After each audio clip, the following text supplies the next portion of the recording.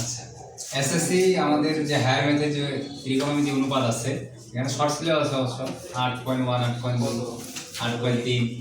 এখন এই 8.1, 8.3 এর মধ্যে 8.2 আর 8.3।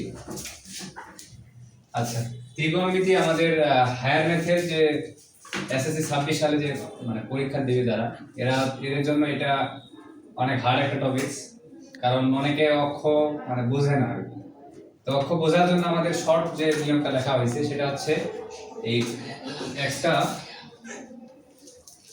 আমরা যদি বৃত্তকে যদি 4 খণ্ডে বিভক্ত করি তাহলে আমাদের 4টা খণ্ডে বিভক্ত হয়। আর প্রত্যেকটা খণ্ডে যদি আমাদের 90 ডিগ্রি অ্যাঙ্গেল করে হয়, একটা খণ্ডে যদি 90 ডিগ্রি অ্যাঙ্গেল করে হয় তাহলে আমরা বলতে পারি এইটুকু সম্পূর্ণটা একটা 90 ডিগ্রি অ্যাঙ্গেল। আর 90 ডিগ্রি অ্যাঙ্গেল নিয়ে যদি আমরা ঘড়ির কাঁটার বিপরীত দিকে ঘোরাই, ঘড়ির কাঁটার বিপরীত দিকে ঘোরালে ঘড়ির কাঁটার দিকে অ্যাঙ্গেল কিন্তু দুই দিকে ঘোরানো যায়, ঘড়ি কাঁটার দিকে ঘোরানো যায় এবং ঘড়ি কাঁটার বিপরীতে ঘোরানো যায়। তো প্রথমে আমরা ঘড়ি কাঁটার বিপরীতটা বুঝবো, ঘড়ি কাঁটার বিপরীতটা বুঝবো। ঘড়ি কাঁটার বিপরীতে যখন অ্যাঙ্গেল ঘুরে তখন আমরা এটাকে প্লাস ধরে থাকি। এখন প্লাস ধরে থাকার আমরা প্রথম অক্ষে যখন বোঝাবো, প্রথম অক্ষের মধ্যে আমাদের পাই বাই 2, এখন পাই কোথা থেকে আসলো? পাই হচ্ছে রেডিয়ানের হিসাব, যেটাকে বলা হয় বৃত্তীয় হিসাব, রেডিয়ানের হিসাব যেটাকে বলা হয় পাই। আর পাইকে যদি আমরা 2 দ্বারা ভাগ করি তাহলে এটা 90 ডিগ্রি, কারণ পাই মানে এখানে 180 ডিগ্রি ধরা হয়। তাহলে 180 কে যদি 2 দ্বারা ভাগ করা হয় তাহলে 90 ডিগ্রি হয়। তাহলে এই জন্য আমরা এখানে pi by 2 minus theta, theta মানে থিটার মান যে কোনো হতে পারে, সেটা 0 এর চেয়ে বড় এবং কি 90 এর চেয়ে ছোট এমন এমন মান। তাহলে এই মানটা যদি আমরা 0 এর চেয়ে বড় মান দিয়ে যদি কোনো কিছু 90 কে বিয়োগ করি তাহলে অবশ্যই সেটা এই অক্ষকে ছুবে না, এই অক্ষের ভিতরেই থাকবে, অর্থাৎ এই অক্ষের ভিতরেই থাকবে। তাহলে এই অক্ষের ভিতরে যদি কখনো থাকে, প্রথম অক্ষের মতো, এটা প্রথম অক্ষ, এটা দ্বিতীয় অক্ষ, এটা তৃতীয় অক্ষ, এটা চতুর্থ অক্ষ। তাহলে আমরা বললাম যে প্রথম অক্ষের ভিতরে যদি থাকে, যদি মাইনাস হয় তাহলে এই অক্ষে আছে, আর এই অক্ষের সকল অনুপাতের জন্য পজিটিভ। আর এই অক্ষে যদি পজিটিভ হয়ে যায় 90 প্লাস পজিটিভ, অর্থাৎ 90 কে প্লাস করে এই অক্ষে চলে আসে, তখন কিন্তু এটা যদিও এই অক্ষে লেখা হয়েছে কিন্তু আসলে এটা বোঝাচ্ছে এই অক্ষের মধ্যেই আছে।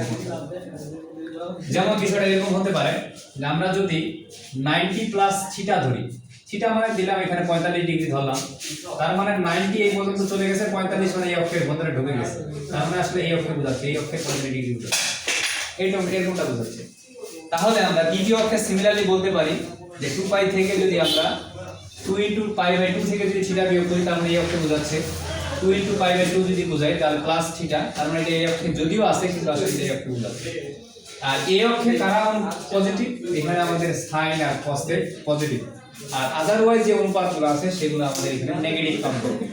সিমিলারলি আমরা এটা বলতে পারি 3 pi by 2 minus theta, 3 pi by 2 plus theta, এইটা যখনই প্লাস হয় তখন পরের অক্ষে চলে যায়। আবার সিমিলারলি এটাও বলতে পারি।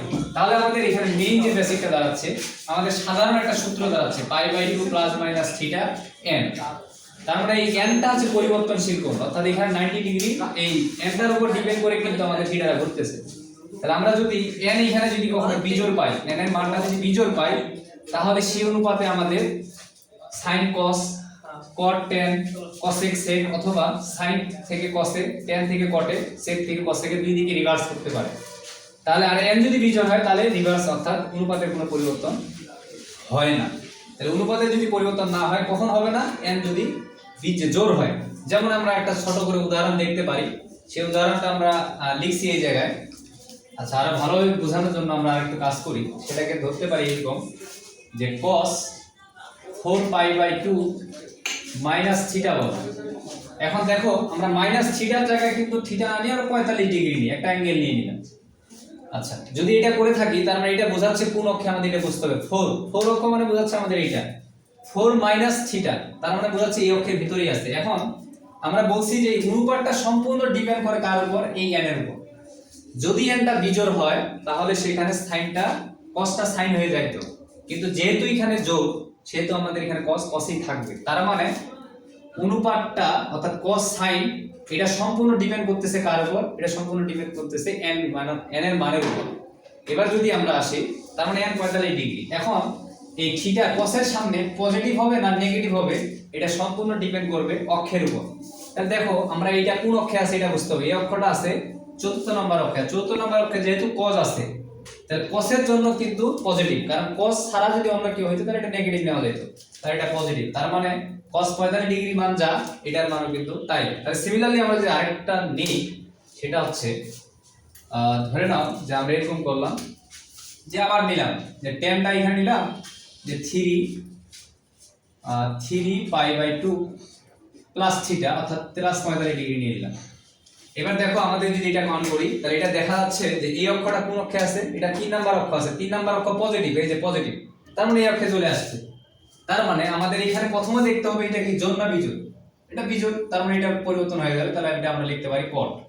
তাহলে কট 45। এখন এই কটের সামনে মাইনাস হবে না পজিটিভ হবে, এটা সম্পূর্ণ ডিপেন্ড করতেছে কার উপর, অক্ষের উপর। এটা কোন অক্ষে আছে, এটা দেখো পজিটিভ প্লাস বোঝাচ্ছে, অর্থাৎ হালকা কিছু পজিটিভ, তার মানে এই অক্ষে চলে আসছে। তাহলে এই অক্ষে কিন্তু আমাদের কটও নাই টেনও নাই। তবে যেহেতু কটও নাই টেনও নাই সেহেতু আমরা বলতে পারি এর সামনে কিন্তু তখন মাইনাস দিতে হবে। তার মানে মাইনাসটা কখন হচ্ছে, অনুপাত কখন চেঞ্জ হচ্ছে, এটা আমাদের বোঝার সাথে আমরা এই ছোট একটা অনুপাত লিখছি, যেটাকে বলা হয় তোমার ত্রিকোণমিতি হায়ার ম্যাথের সবচেয়ে বড় একটা টপিক। এই টপিকটা আসলে আমাদের হেল্পফুল। তবে আমাদের আরো কিছু বড় বড় মান নিয়েও করা যায়, সেটা হচ্ছে যেমন আমরা ধরে থাকি যে সাইন যদি আমরা 650 ডিগ্রি কথা বলি, 650 ডিগ্রি এটা দিয়ে যদি আমরা ঘোরাই কোণটাকে তাহলে ঘোরাতে পারি কেমন, যে সাইন দিয়ে আমরা তখন এখানে 90 দিব, 90 পরিবর্তে আমরা কি করব পাই বাই 2 দিয়ে এখানে পজিটিভ থিটা দিব না মাইনাস থিটা দিব, এটা পরে আমরা তখন যখন ঘোরাবো এখানে কত বসালে আমাদের এই 650 এর কাছাকাছি বা 650 কে ওভার করে যায় এমন একটা মান নিতে হবে। যেমন আমরা যদি 90 এর সাথে যদি 10 গুণ 8 গুণ বা 7 গুণ দেই, 7 শূন্য শূন্য 7 63 630 কিন্তু 50 এর কাছাকাছি চলে গেছে। তাহলে আমরা কিন্তু বলতে পারি 7 পাই বাই 2, তার মানে 630, কিন্তু এখানে তো আছে 650। তাহলে আমরা কি করব, এর সাথে আমরা একটা প্লাস কত শর্ট হয়েছে, যত শর্ট হয়েছে তত এখানে বসাই দেব।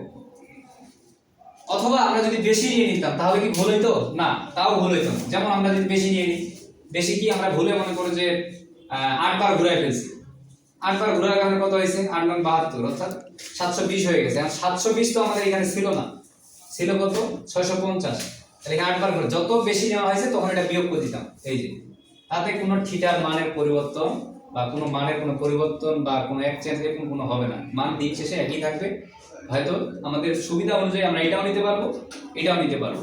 এই হচ্ছে ত্রিকোণমিতিক ক্লাস। অর্থাৎ এখানে তোমার তাহলে 720 থেকে যদি কত বিয়োগ দিলে আমরা হচ্ছে 650 পাবো, সেটা হচ্ছে 70 ডিগ্রি।